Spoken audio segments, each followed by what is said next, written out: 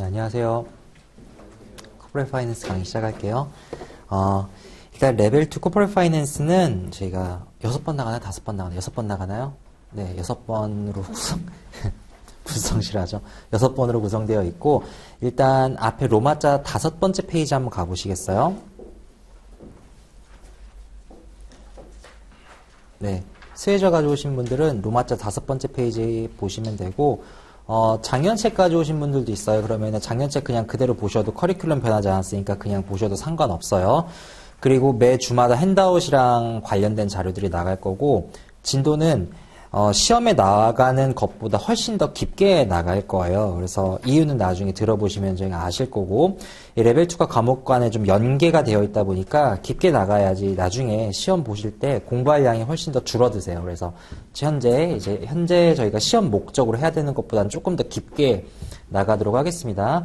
그리고 핸드아웃 나눠드렸는데 그 핸드아웃에 웬만하면 필기할 것들도 다 써놨어요. 그러니까 그거 보시면서 그냥 따라오시면 되고, 추가적인 것들만 거기다가 적으시면 되고, 그 다음에 일단 제 설명을 좀 잘 들어주세요. 보도록 할게요.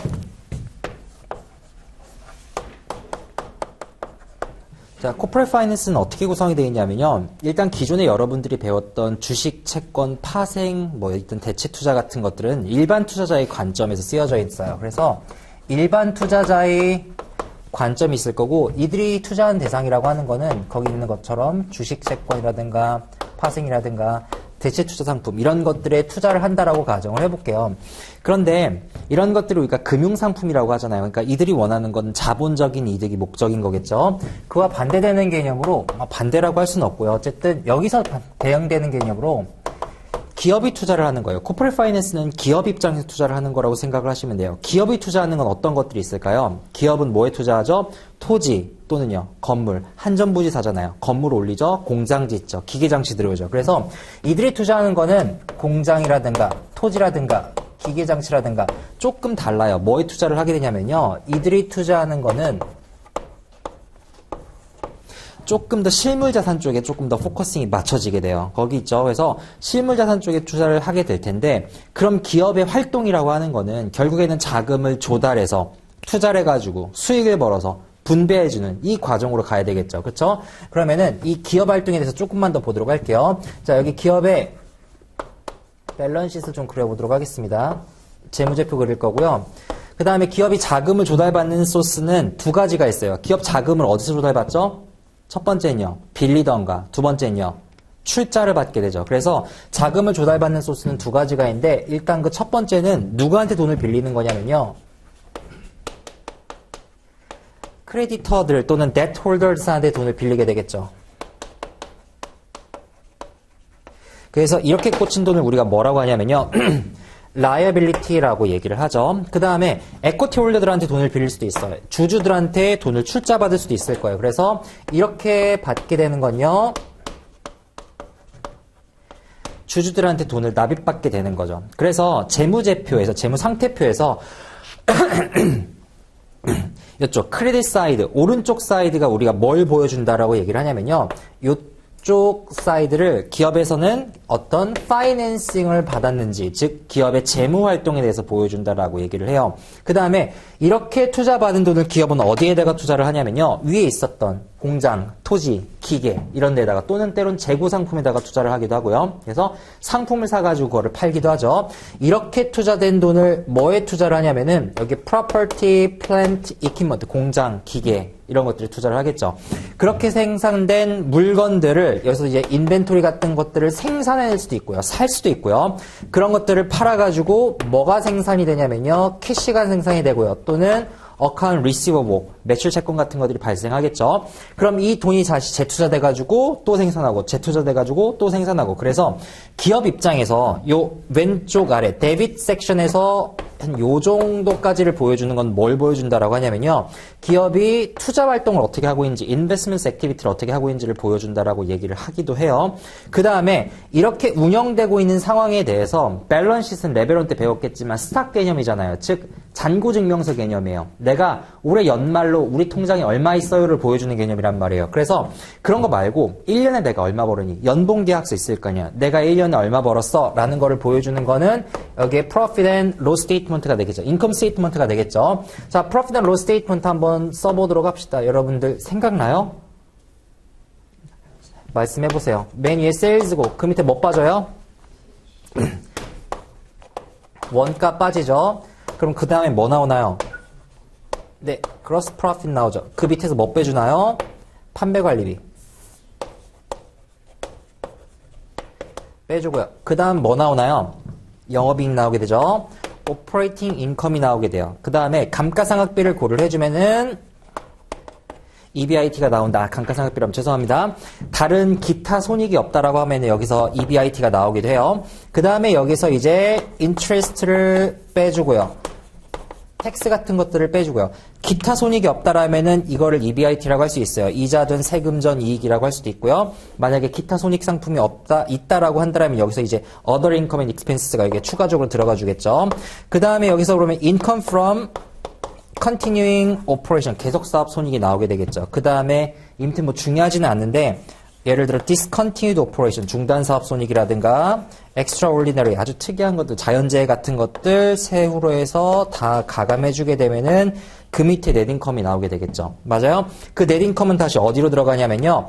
이 넷인컴은 여기 있는 retained earning으로 쌓이게 되겠죠. 이익 잉여금으로 쌓이게 될 거고 이 이익 잉여금에서 다시 주주들한테 뭘 줄 수 있냐면요. 배당을 줄 수가 있을 거고요.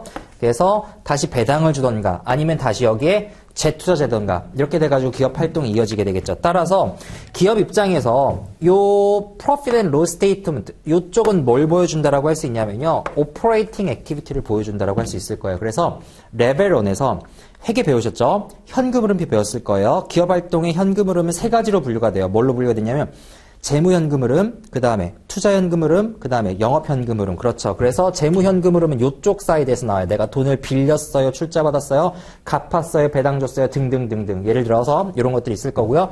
투자했어요. 그럼 투자와 관련돼서 내가 투자했어요. 그거 그 다음에 어떻게 해요? 팔죠. 그랬을 때 유형자산 매각 같은 것들을 인베스트먼트 액티비티 여기 들어갈 거고요. 그 다음 내가 그거 가지고 오퍼레이팅을 해요. 그런 것들은 매출액 발생하고 이런 것들이라든가 여기에 이제 AR이라든가 캐시가 어떻게 컬렉팅 되는 것들은 다 오퍼레이팅 액티비티 쪽으로 들어가겠죠. 이게 기업의 초록색은 현금 흐름을 보여주는 거예요. 어쨌든 이게 기업 활동이에요. 여기까지는 어려운 거 아니죠. 그럼 코퍼레이트 파이낸스의 관점에서 봅시다. 코퍼레이트 파이낸스는 공장, 기계, 건물 이런 것들에다가 투자를 할 거예요. 자금을 조달받아서 그 다음에 운영된 거를 투자자들한테 돌려줄 거예요. 그랬을 때 우리 CFA 커리큘럼이 어떻게 구성이 되어 있냐면요. 자, 이렇게 크게는 요만큼이 뭐냐면요. 제일 첫 번째 배울 거예요. 이걸 우리가 뭐라고 하냐면요. 캐피털 버지팅이라 그래요. 지금 여러분들 로마자 5번째 페이지 보고 있어요? 거기 커리큘럼이 그 순서대로 써 있을 거예요. 맞아요? 캐피탈 버지팅이에요. 이건 뭐냐면은 내가 돈 조달받아서 투자해서 수익 냈는데 수익 났어?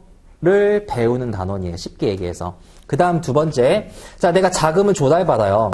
조달받는데 라이애빌리티로 받을 수도 있고요. 에코티로 받을 수 있어요. 그럼 자본 구조가 생기겠죠. 그럼 두 번째 단어는 이 자본 구조상에서 캐피털 스트럭처 이 자본 구조상에서 부채를 더 끌어오는 게 유리한지 자본을 더 끌어오는 게 유리한지 그래서 MM theory 1958년도, 63년도, 73년도 스태틱 트레이드 오프 theory 이런 것들을 나중에 배우시게 될 거예요. 즉 내가 부채랑 자본을 얼마나 조달하느냐에 따라서 기업 가치가 어떻게 변하는지에 대해서 배우시게 될 거예요. 그 다음에 이제 돈이 남았어요. 넷인컴이 남았네요. 그럼 이 넷인컴을 내가 두 가지 방법이 있어요. 첫 번째는 배분해버리던가 두 번째는 어떻게 해요?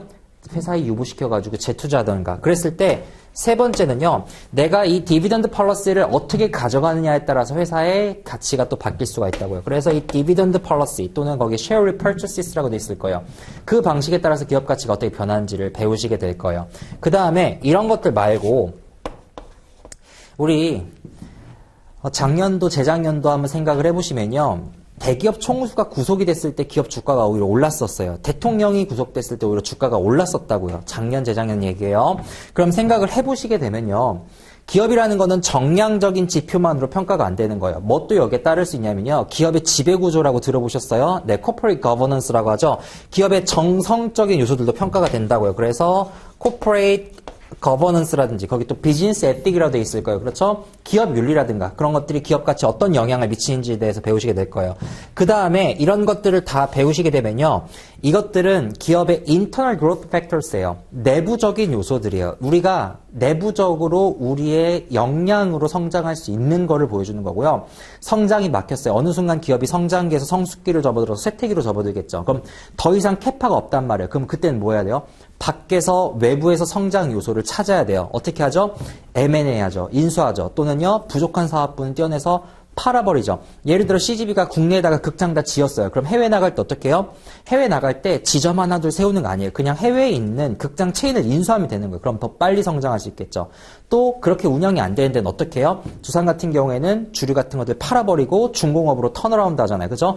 이렇게 전환할 수 있다고요. 그래서 다섯 번째는 뭘 배우게 되냐면요.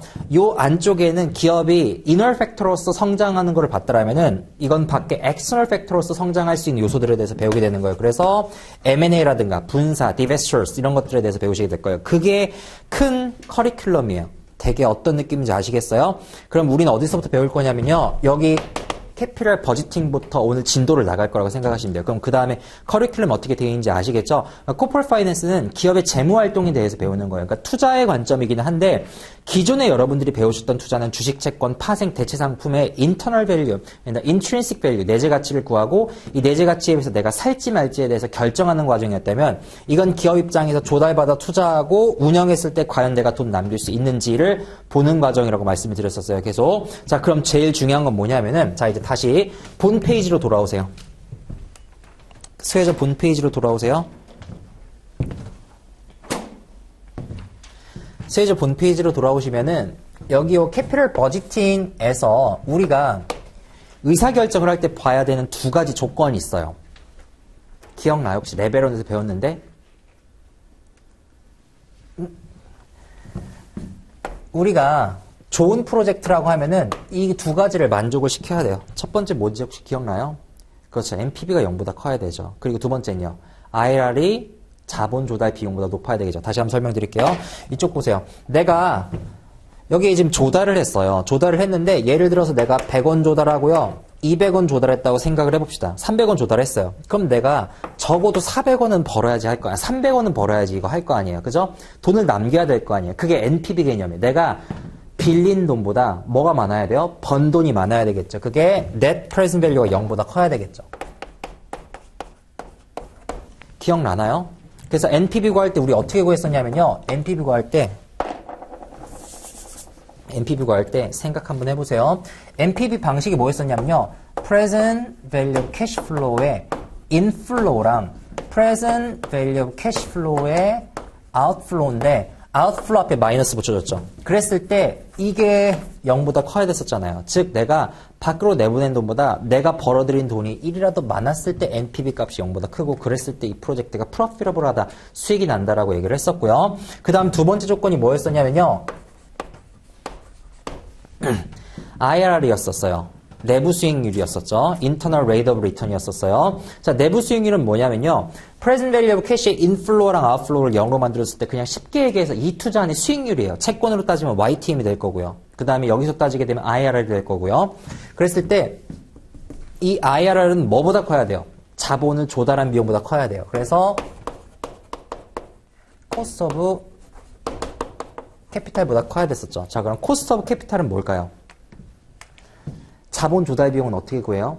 예를 들어 여러분들이 100원을 꼬고 200원을 출자 받았어요. 그럼 여기에 대해서 뭘 줘야 돼요? 100원에 대해서는 데트홀더들한테 뭘 지급해요? 이자를 지급하죠. 그래요. 얘들한테는 뭘 지급하냐면요. 인트레스트를 지급해요. 그 다음에 에쿼티 홀더들한테 뭐 지급해요? 네, 디비던드 지급하고 또 나중에 회사가 운영이 잘 되면은 자본이득이 발생되겠죠. 캐피럴 게인이 발생되겠죠. 그래서 얘들한테는 디비던드도 주고요. 캐피럴 게인 두 개가 발생되잖아요. 맞나요? 자, 그럼 생각을 해봅시다. 쉽게 얘기해서 내가 얘한테 100원 꺼줬어요. 100원 꺼줄 때 얘한테 이자율을 10% 정도 요구했다고 생각을 해봅시다. 그리고 내가 얘한테 200원 꺼줬어요. 근데 200원 꺼줄 때 얘한테 예를 들어 20% 정도를 요구한다라고 생각을 해봅시다. 그러면은 이때 우리 회사가 300원이라는 돈을 빌릴 때 이 자본 비용은 어떻게 구할 수 있냐면요. 이렇게 구할 수 있지 않을까요?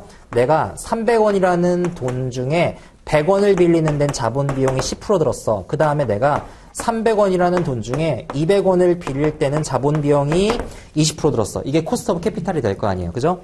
이거 계산하면 얼마 나와요? 3분의 1이면 이거 한 3.3% 나올 거고, 이거 3분의 2 하면은 어떻게 이렇게 숫자를 그지같이 어떤 느낌인지 알겠죠? 어쨌든 한 8%라고 할게요. 8% 나올 수가 없죠. 한 14%라고 할게요. 그냥 나중에 숫자 좀 알려줘요. 몇 프로인지. 14%라고 합시다. 그냥 가정에서. 이게 뭐냐면은 코스트 오브 캐피탈이에요. 숫자 좀 잘 쓸 거예요. 그래서 내가 어쨌든 이 프로젝트를 했을 때 나오는 어떤 수익률 값이 내가 이 자본을 빌릴 때 조달했었던 조달 금리보다 커져야 된다고요. 이 개념 아시겠어요? 이게 여러분들이 레벨 1 때 배웠던 두 가지 판단 조건이었었어요. 조금만 더 구체적으로 가봅시다. 그러면은 이 채권자 입장에서의 요 cost of debt, KD는요. cost of debt, 그죠? 이건 우리가 왜 cost of debt라고 할까요? debt를 쓰는데 얼마가 들었는지에 대한 코스트를 보여준다는 거예요. 즉, 이 interest rate은 뭐가 되냐면요. 이 interest rate은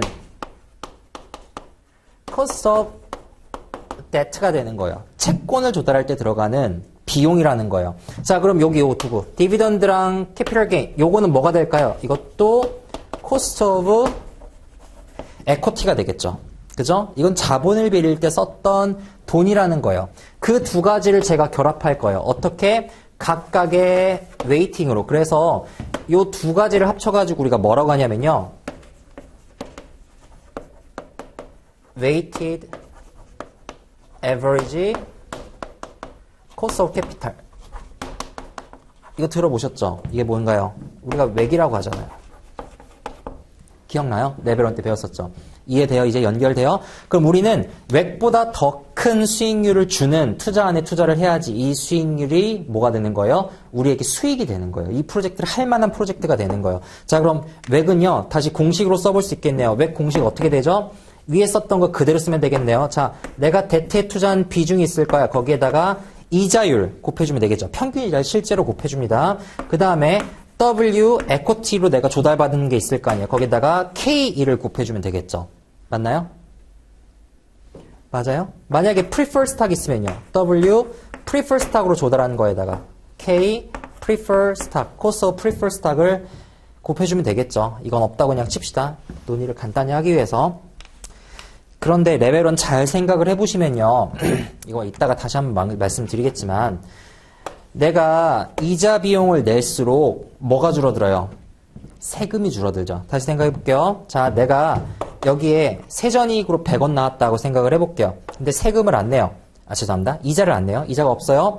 그런데 세율이 10%예요. 그럼 세금은 10원 내겠네요. 그죠? 내가 100원만큼 벌었어요. 그런데 이자로 내가 10원 냈어요. 그러면은 세전이익은 90이 되겠네요. 여기다 세금 내면은 9원이 되겠죠. 세금이 10원에서 9원으로 줄어들잖아요. 즉 이자 비용이 발생할수록 뭐가 발생해요?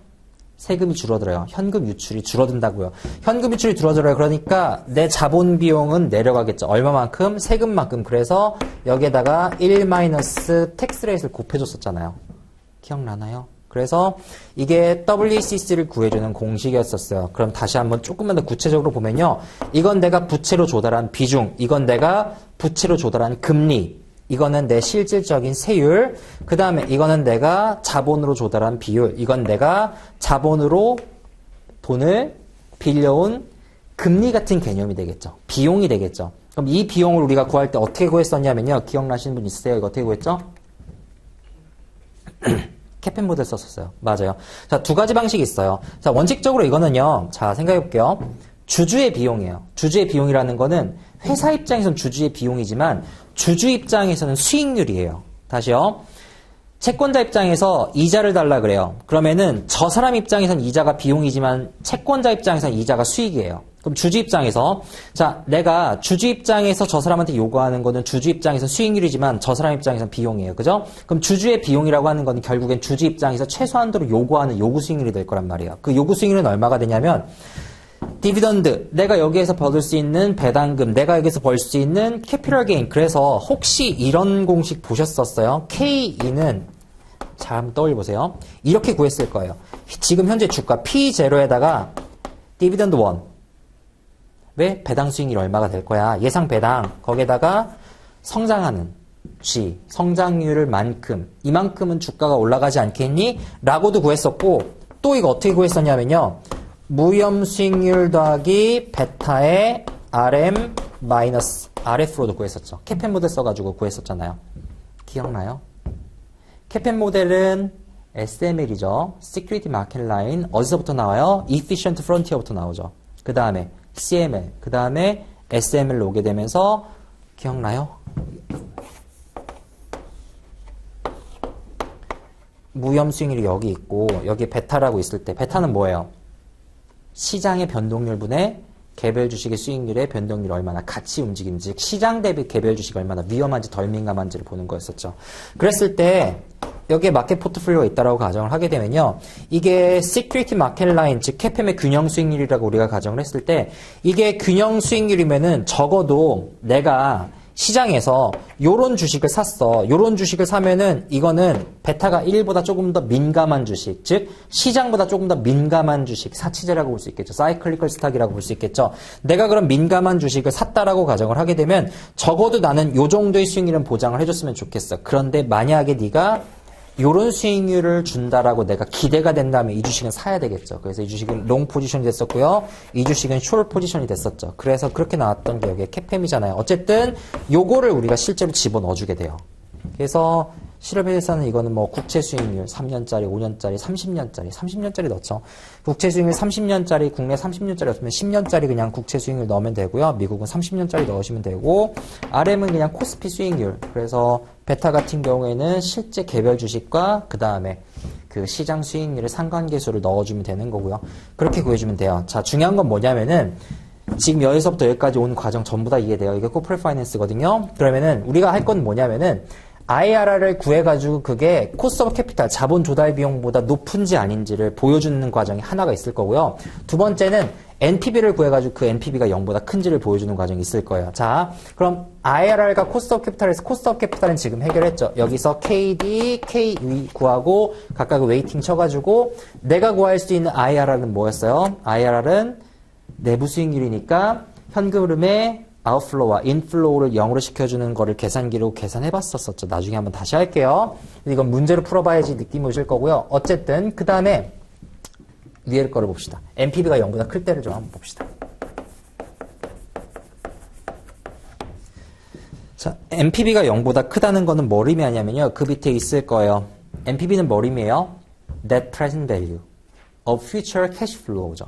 미래 현금 흐름의 현가 개념이에요. 즉 앞으로 이 프로젝트에서 미래에 발생될 걸로 예상되는 모든 현금 흐름을 현재 가치로 당겨왔을 때 그게 얼마가 되느냐를 보여주는 거겠죠. 자, 그럼 이렇게 되겠네요. 예를 들어서 1년차, 2년차, 3년차, 4년차가 있다라고 했을 때 자, 이때 각각 현금 흐름이 발생될 거예요. CF1, CF2, CF3, CF4가 발생했을 때 이 모든 것들을 어디까지? 이 시점까지 당겨올 거예요. 그래서 present value of cash flow를 당겨왔을 때 이걸 내가 뭘로 당겨오나요? 잘못 썼네요. 다시 할게요. 위에는요. 뭐가 오게 되냐면요. 거기 있는 표현처럼 미래에 있는 수익이 오게 될 거예요. 그 수익을 내가 뭘로 할인할 거냐면요. 적절한 할인율로 할인했을 때 이거를 전부 다 더해주게 되면 그게 뭐가 되는 거냐면요. NPV가 되는 거겠죠. 맞나요? 그럼 중요한 거 하나 더 봐야 되는 게 여기에서 수익을 어떤 수익을 써야 되는지를 보셔야 되고요. 여기서 할인율을 어떤 할인율을 갖다 쓸지를 레벨 2에서 제대로 잡고 가셔야 돼요. 그게 앞으로 밸류에이션 할 때 모든 거에 기초가 될 겁니다. 일단 첫 번째, 제가 여기다가 수익이라고 쓴 이유는요. 여기 수익에 들어갈 것들이 굉장히 많아요. 일단 뭘 쓸 수 있냐면요. 아까 제가 말씀드렸듯이 여기에다가는 캐시플로우를 쓸 수 있어요. 우리가 흔히 캐시플로우라고 얘기를 하니까. 근데 생각을 해봐야 될 게 왜 여기에 현금 흐름을 쓰냐는 거예요. 왜냐면은 지금 우리가 이 앞에서 많이 봤겠지만 세일즈도 있고요. 그로스 프로핏도 있고 오퍼레이팅 인컴도 있고요. EBIT도 있고요. 여기다 감가상각비 더해주면 EBITDA도 될 거예요. 그 다음에 인컴 프롬 컨티뉴잉 오퍼레이션도 있고 넷 인컴도 있어요. 이 모든 것들이 있는데 요 수익 자리에다가 뭘 넣어야 되냐는 거예요. 궁금해 보신 적 없으세요? 예를 들어서 수익 자리에 캐시플로우를 넣을 거야? 아니면은 이익을 넣을 거야? 프로핏을 넣을래? 라고 할 때 왜 현금을 넣어야 되는지를 답할 수 있으셔야 돼요. 이게 시험에 나오진 않지만 굉장히 중요하다고요. 그 다음에 거기에 맞춰가지고 할인율을 써줘야 되겠죠. 즉 분자가 정해져야지 분모를 정할 거 아니에요. 거기에 맞는 할인율을 써야 될 거 아니에요. 자, 이거 한번 보도록 할게요. 왜 현금을 써야 되냐면요. 이런 경우를 한번 가정을 해보세요. 예를 들어서 제로년차에 한 400만 원짜리 기계장치를 샀다고 생각을 해봅시다. 그래서 이때 400만 원짜리 기계장치를 샀어요. 자, 그럼 내가 400만 원짜리 기계장치를 샀어요. 근데 회계에서는 이걸 어떻게 처리해요? 예를 들어 이 기계장치가 4년 동안 나한테 수익이 발생될 거라고 예상을 하면은 현금이 400 나갔지만 이 400을 어떻게 해요? 자산을 잡죠. 그리고 감가상각을 하죠. 지금 저 따라와요? 못 따라오시는 분 빨리. 이 부분 따라왔어요? 내가 400을 투자를 했지만 이 시점에 내 재무상태표를 보면은 캐시가 400이 나가요. 마이너스예요. 그런데 비용을 까는 게 아니라 여기다가 뭘 잡냐면요. Property and Equipment를 400을 잡는다고요. 그 다음에 시간이 지나면서 이걸 어떻게 나가는 거예요? PP를 줄이면서 서서히 100씩 비용을 인식해 주는 거죠. 감가상각비를 잘하셨어요. 그럼 자, 한번 봅시다. 그럼 400이라고 하면요. 요땐 요게 비용이 아니에요. 회계적으로는요. 그럼 이 비용은 어떻게 처리가 되냐면요. 회계적이에요. 회계적으로는 이 400은 비용 처리가 안 되고 이때 자산이 잡힐 거예요. 400은 내려가고 400은 PP가 잡힐 거예요. 그 다음 연도가 되면 1년차 말이 되면 어떻게 되죠? 100씩 비용을 인정해 주겠죠. 그래서 회계적으로는 이때 감가상각비, depreciation expense가 100이 발생될 거예요. 맞죠? 그런데 내가 다 계산을 해보니까 넷인컴이 나왔는데 첫 번째 연도에 넷인컴은 플러스 200이 나왔어요. 그런데 두 번째 연도에 마이너스 50, 마이너스 50, 마이너스 50씩 나왔다고 생각을 해볼게요. 자, 이 시점에서 내가 미래를 봤는데 순이익이 50, 50, 50씩 손실이 날 것 같아요. 이 사업 계속 해야 돼요? 말아야 돼요? 손 들어봅시다. 이 사업 계속 해야 된다. 자신 있게. 이 사업 하지 말아야 된다. 자, 이 시점에서는 어때요? 이 사업 계속 해야 된다. 이 사업 하지 말아야 된다. 헷갈리죠? 이건 회계적인 관점이고요. 제가 이걸 현금 흐름표로 그려볼게요. 현금으로 그려봅시다. 현금 흐름표상에서는 400이 나가면 나간 거예요. 그죠? 400이 나가면 나갔어요. 그럼 400은 어떻게 나가냐면요. 제로년차에 400이 나가요. 그죠? 그럼 1년차 때 봅시다. 감가상각비 개념은 뭐예요? 예를 들어서 기계장치를 샀어요. 방탄소년단 너무 팬이 많다. 누구라 할까요? 연예인 A라고 합시다. 연예인 A가 계약을 했어요. 400만 원에. 너무 싸네요. 4억 원에. 4년 동안 계약을 했어요. 그래서 예의 가치가 시간이 갈수록 내려가는 거예요. 왜냐면은 흥미가 떨어지니까. 그래서 예의 가치가 계속해서 내려가요. 그래서 예의 가치를 깎아주는 거예요. 그거 감가상각의 개념인가요? 기계장치를 샀어요. 처음에는 새 거라서 잘 돌아가요. 근데 기계장치가 점점 안 돌아가는 거예요. 그래서 가치가 떨어져가요. 그 가치를 까주는 거예요. 그거 감가상각의 개념이에요. 감가상각의 개념을 레벨 1 때 이렇게 배우셨을 거예요. 내가 400을 쓰는 순간 수익이 발생되지 않아요. 그래서 이 비용을 수익이 발생되는 시점에 매칭시켜주기 위해서 비용을 흩뿌려준다고 배우셨을 거예요. 맞나요? 그럼 이 감가상각비는 수익이 발생되는 1, 2, 3, 4년 차 때 수익과 비용을 대응시켜주기 위해서 뿌려준 개념이에요. 그럼 실질적으로 현금은 나가지 않았어요. 1, 2, 3, 4년 차 땐 비용만 발생했어요. 제 말 이해했어요? 다시요. 1, 2, 3, 4년 차 때는 현금 유출 없습니다. 비용만 100씩 발생된 거예요. 그럼 현금 언제 나갔어요? 제로년차에 나갔죠. 그럼 뒤집어줘야 되겠죠. 뒤집읍시다. 자, 내가 실제로 넷인컴 200이지만 실제 현금은 얼마 번 거예요? 400 벌었죠. 죄송합니다. 300 벌었죠. 그 다음에 2년차 때 현금 얼마 벌었어요? 다시 생각해보세요. 내가 요 2년차만 놓고 보세요.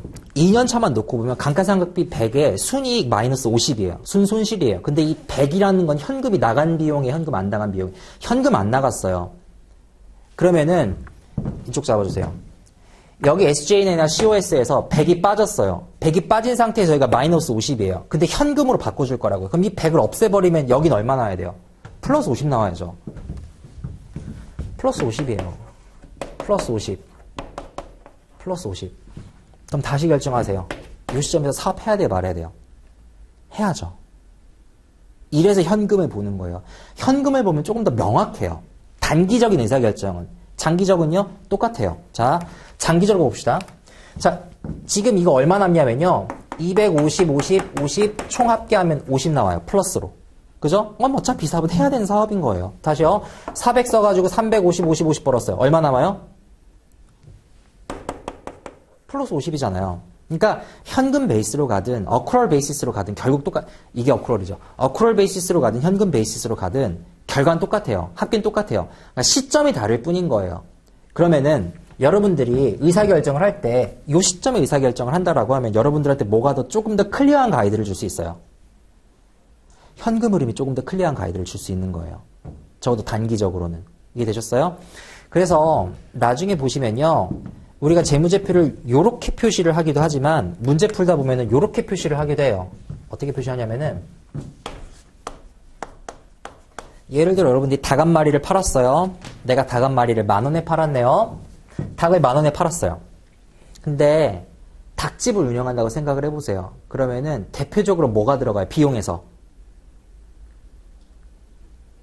닭값이 들어가겠죠. 닭값을 8,000원으로 잡으십시다. 자, 닭값 들어가요. 닭값 얼마 들어간다고요? 8,000원 들어간다고요. 근데 닭을 한 마리 팔으면 8,000원, 두 마리 팔으면 16,000원, 세 마리 팔으면은 24,000원. 경제의 효과 고려하지 말고요. 규모의 경제 그냥 그대로 늘어나겠죠. 즉 매출이 늘어나는 만큼 정확하게 비례적으로 해서 그 단가도 늘어나겠죠. 맞나요? 그래서 variable cost, 변동비라고 하죠. 풀네임 쓸까요? 변동비 성격으로 여기서 먼저 0.8을 빼줘요. 그럼 이렇게 빼주면 여기를 우리가 뭐라고 하냐면요. 혹시 들어보셨어요? 컨트리뷰션 마진이라고 하죠.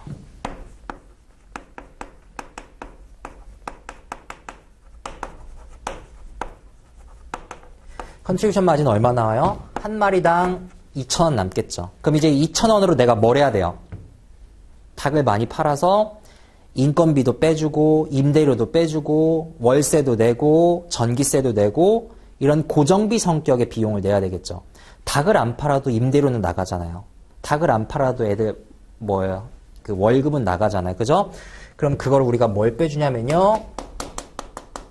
픽스트 코스트를 빼주게 되죠. 예를 들어 이 픽스트 코스트가 200만 원이라고 합시다. 그럼 난 닭을 몇 마리 팔아야지 원가예요. 브레이크 이븐 포인트예요. 100마리 팔아야 되겠죠. 맞나요? 1000마리 팔아야 되네요. 네, 1000마리 팔아야지 브레이크 이븐 포인트가 되겠죠. 그래서 브레이크 이븐 포인트를 보는 지점으로도 쓸 수 있어요. 이렇게 하면은 여기는 지금 현금 비용만 뺀 거기 때문에 에비타가 나오기도 하겠죠. 저 왼쪽에 있는 베이시스랑 다르게 보여줄 수도 있다고요. 이런 관점으로 본다라면요. 현금 베이시스를 보여주기 위해서. 현금 베이시스에서는 매출액 발생하고요. 그 매출액이 직접적으로 연관되는 변동비 빼주면 한 마리당 얼마 남지 나오잖아요.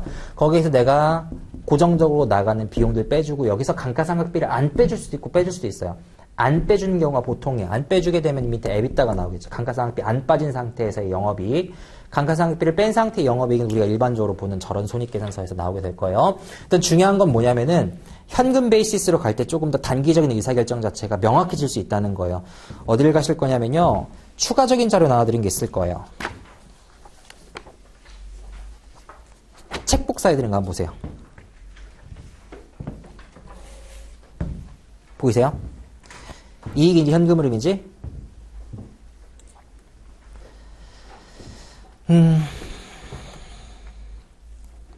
읽어보세요. 제가 다 읽어드릴 수는 없고 87페이지 한번 보시면요. 남용 부회장님 아세요? 아실 나이들인데 모르시면 안 되는데 남용 부회장님은 LG전자의 제2부흥기를 이끌었던 분이세요. 2007년에서 2010년도까지 부회장직을 맡으면서 당시 생각을 해보면은 스마트폰 사업이 이렇게 활성화되기 전이었었어요. 즉 스마트폰이 나오기 전이었었어요. 그래서 LG에서 이제 모 컨설팅 회사의 조언을 받아서 이제 이 피처폰의 시대는 저물어 가니까 마케팅과 디자인에 신경을 써야 되겠다라는 조언을 받고서 당시 생각해보면 뭐 김태희 폰 기억나요? 김태희를 몰라요? 왜 그래요? 프라다 폰 기억나요? 프라다는 알죠? 그래요. 샤인폰 기억나요? 김태희 씨가 막 미친 듯이 돌았던 김태희가 돌았다는 게 아니라 광고가 돌았던 알 것 같은데 그런 했던 마케팅에 집중을 했었어요. 그래서 LG 디자인 센터를 처음으로 만들어가지고 지금도 LG가 디자인이 좀 예쁘잖아요. 그런 것들이 시초가 됐었어요. 그래서 LG전자가 금융위기 당시에 유일하게 성과가 잘 나왔던 기업 중에 하나예요. 잘 나왔다가 스마트폰 사업에 늦게 진출하는 바람에 그 다음에 안 좋아졌었죠. 어쨌든 그런 분이셨는데 다음 장 볼게요. 88페이지 보시면요. 88페이지, 9페이지 보시면은 임원회의 때 이분이 이제 다른 임원들한테 던진 질문이에요. 88페이지 보시면요. 당기순이익이 적자라도 현금 흐름이 흑자라면 이 사업을 진행해야 된다라고 임원회의 때 나온 거예요. 그래서 그거를 MBA 과정에 와가지고 물어보신 거예요. 이 교수님한테. 89페이지 보시면 두 번째 문단에 현금 흐름에 따라 사업의 퇴출을 결정한다는 맞는 얘기예요. 단기적이에요. 이미 투자가 다 끝난 시점에서 이쪽 보세요. 이미 이때 투자가 다 끝났죠. 향후 투자가 없어요. 그러면 이때 이미 현금으로 나갔던 게 감가상각비로만 잡히고 있을 거라고요. 그럼 당기순이익이 적자더라도 현금 흐름이 플러스면 이 사업은 해야 되는 사업이에요. 맞아요? 그래서 사업 퇴출이라고 밝혔듯이 단기적인 퇴출 결정만 되는 거고요. 사업을 새로 시작하거나 장기적으로 운영할 때는 현금 흐름보다 이익에 중점을 두고 왜 이익에 중점을 둬야 되냐면은 현금 흐름이라고 하는 건 단기적인 관점이라고 했었죠. 자, 현금 흐름만 보면 이상한 의사결정할 수 있어요. 갑자기 400 마이너스 빵, 그 다음에 비용 없음. 그렇게 되는 거잖아요. 맞죠? 그래서 이상해질 수 있어요. 어쨌든 장기적으로 볼 때는 어쨌든 어크럴 베이시스로 가는 게 맞지만 단기적으로 그렇다고요. 91페이지 가볼게요.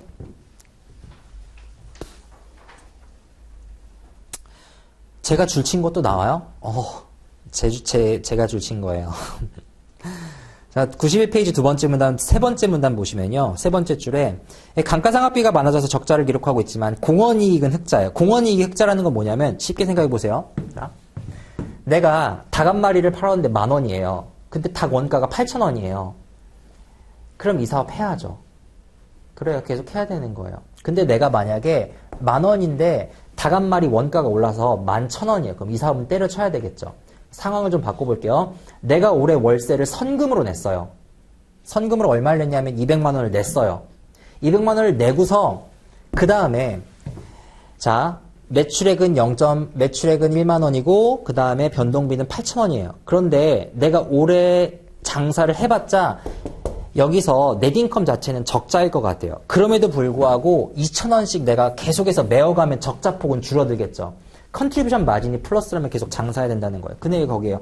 공원이익 흑자라는 것은 생산을 계속하는 것이 기업에 유리하다는 거예요. 비록 그게 어떤 순이익상의 적자가 나더라도. 그런데 다시 얘기하면 장기적으로 순이익이 적자라면 그건 문제가 있겠죠. 하지만 단기적인 적자라면은 계속 할 수 있는 게 유리하다는 거예요. 그래서 공원이익이라는 것도 공원이익이 고정원가를 해소하는 공원에서 붙여졌다는 거고요. 감가상각비는 이미 투자가 끝난 공장 설비 때문에 발생했으므로 단기적인 의사결정에서 고려할 필요가 없고요. 생산을 전면 중단한다 해도 감가상각비는 계속 발생할 거고요. 어쨌든 감가상각비는 의사결정에서 고려할 대상이 아니라는 얘기가 거기 나와 있죠. 그 다음 페이지 가보세요. 하지만 93페이지 가시면요. 단기적으로 투자의 수명주기 내에서 투자가 이미 끝난 상황이라면 현금 흐름을 보고 가치 평가를 해야 되고요. 투자가 이루어진 전체 수명주기를 생각하면 현금 흐름과 이익의 차이가 없으므로 양자 중 어떤 지표를 사용해도 무관하다는 거죠. 그러니까 언제? 요 시점에서 사용하면 무관해요. 어차피 똔똔이니까.